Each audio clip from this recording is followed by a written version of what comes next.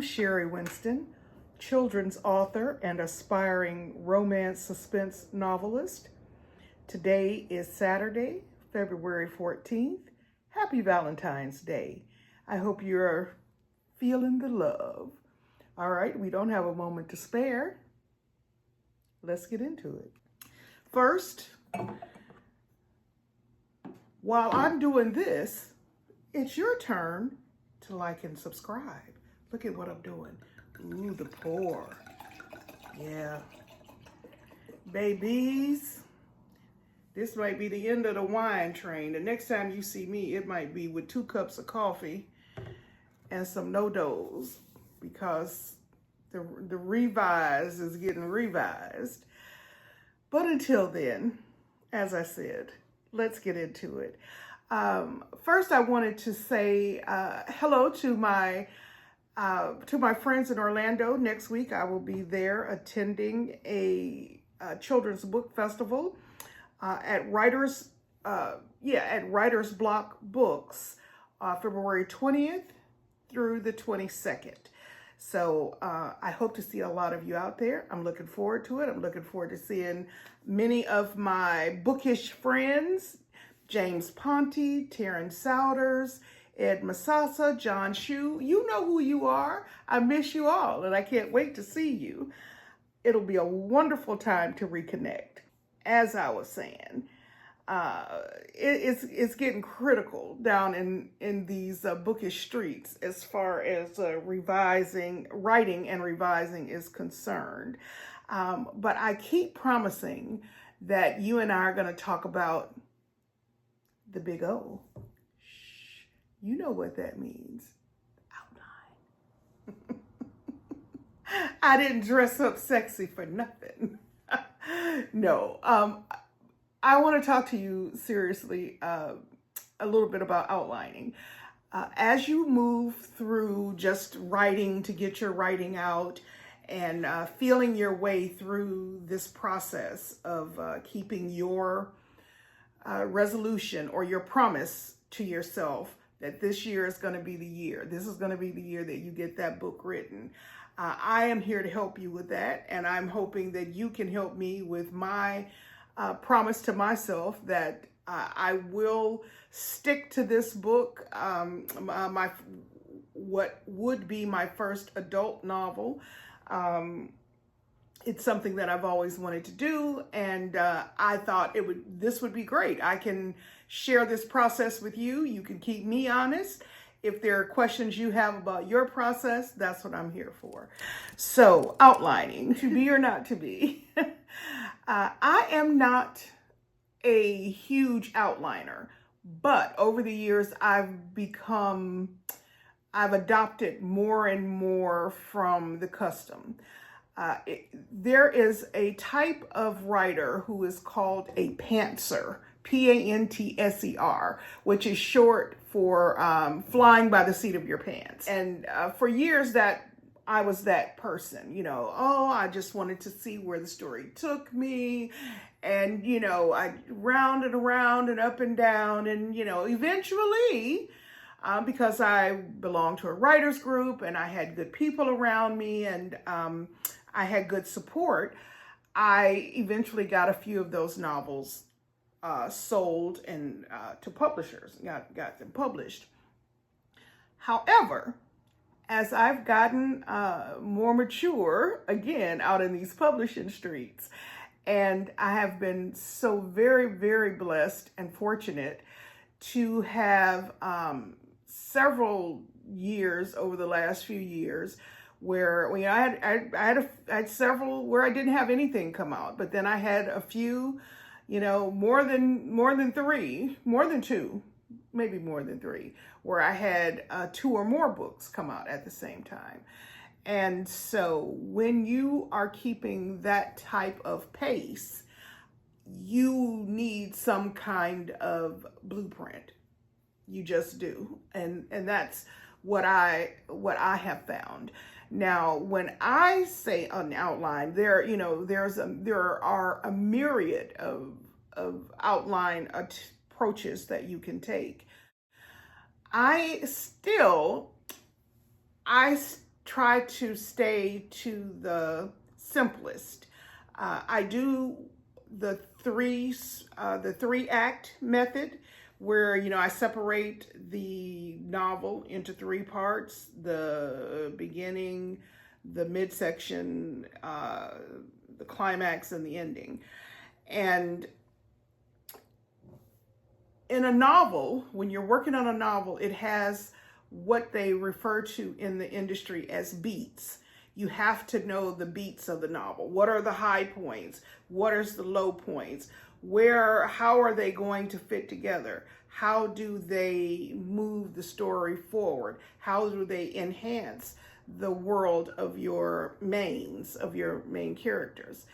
It is vital, in my humble opinion, as someone if you are someone who writes commercial fiction and you are keeping to a commercial fiction deadline, understanding those beats and where they hit is vital to you being able to move your story forward.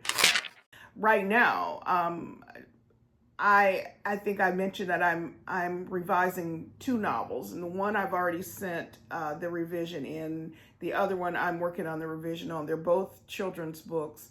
The one that I am still working on, one of the things that my editor asked me to do was to clarify my beats, to clarify my character's arc.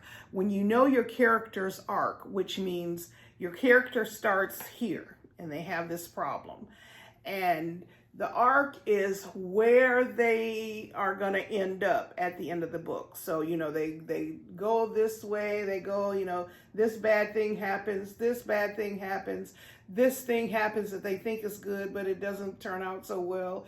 Then right about here, the bottom falls out of it and they have to claw their way back up. And then they are going to make a change. In most novels, most traditional novels, they make a change for the better. Sometimes, not always, they make a change for the worst. So it just depends on what type of story you're telling and what type of main character you have will determine those things. So when I say that I outline and that I use the 3-act method, this is the structure that I follow. It just simplifies the process and makes it easier for me to know where my character begins and where he ends. And one of the things with the book, one of the books that I'm writing, is that it's a novel in verse. So it's my first time doing a novel in verse. And in some places, I got so caught up in the verse that I wasn't paying attention to the story beats. So as I revise it, I've got to find a way to marry that and make both sides of that coin make sense. And that's what you will need to do regardless of, prose, verse, young adult, gritty, police procedural, whatever is your chosen venue. You are going to need to know, you're going to need to know the beats. I entitled this session as the mood. And, as you can see, I'm wearing my silky robe and I've got my wine and candle and all of that stuff. And it is Valentine's Day, so I thought I would have a little fun with that and set a mood. But this mood isn't so much about the mood in the book. This is about my mood. It's about making me feel comfortable and happy and just satisfied with what I'm bringing to the new project. In the last week and a half, 2 weeks, last few weeks, I haven't had as much time to work on it as I would like, but I have tried to carve out little bits of time. Sometimes it's only 20 minutes, but I go in when I can and I make little additions. I'm constantly trying to figure out, if I can hear my character's voice in my head, because that is when I know I am truly ready. Like I wrote a chapter, and you know, I don't want you to feel like, you know, you've got all this homework, you've got all this drudgery. Child, if you feel like writing a chapter, write a chapter. I mean, it can be great, it can be crap. You're going to go back and edit that and fix it anyway. Sometimes even before I work out my three act outline, as it were, I will write a few chapters just to see, to get that feeling of those characters out of my head. What are they saying? What are they sounding like? How are they speaking to one another?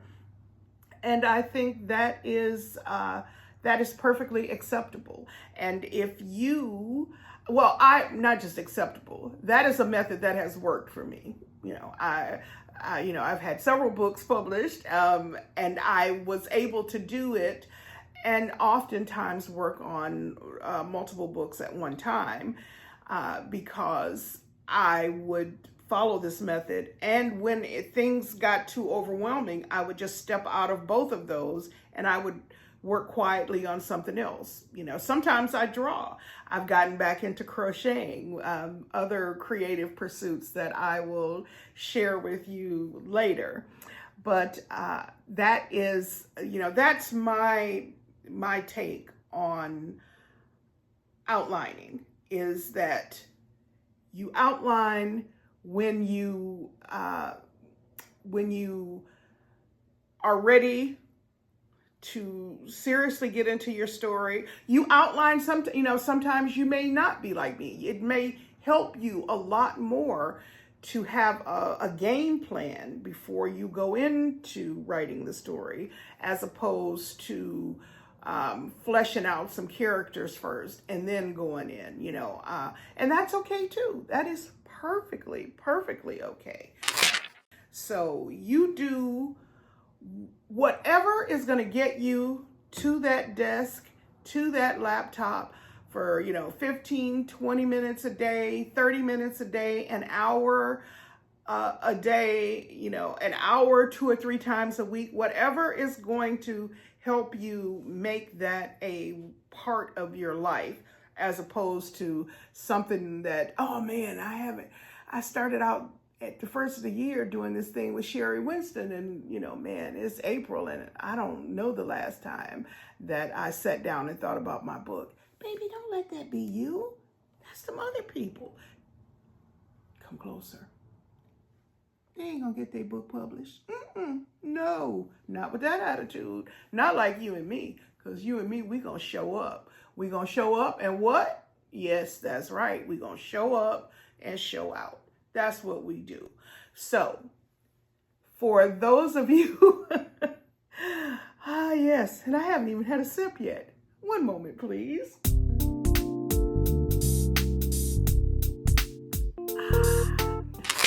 I think this is where I'm going to stop it. Normally, I would just go off into some whole other tangent, but sweethearts, look for me on some of the other platforms. Please remember to like and subscribe. And I hope that you enjoy the move to Saturdays. I thought maybe, you know, you might want to play it in the background while you clean. If you play it earlier in the day, or if you do it at night, you know, you can sit there again on Saturday night when the kids have gone out and you've got a few minutes, you sit there, depending on how old your kids are. Just do what you do. Remember that I'm here to help. I'm not here to judge. I would love to get your questions, and I am working to make sure that I try to keep up with what comes in. As you can tell, I am not a tech baby, so if things are a little delayed, I'm working on it, and I appreciate you. All right, babies. See you in the bookstore. Bye.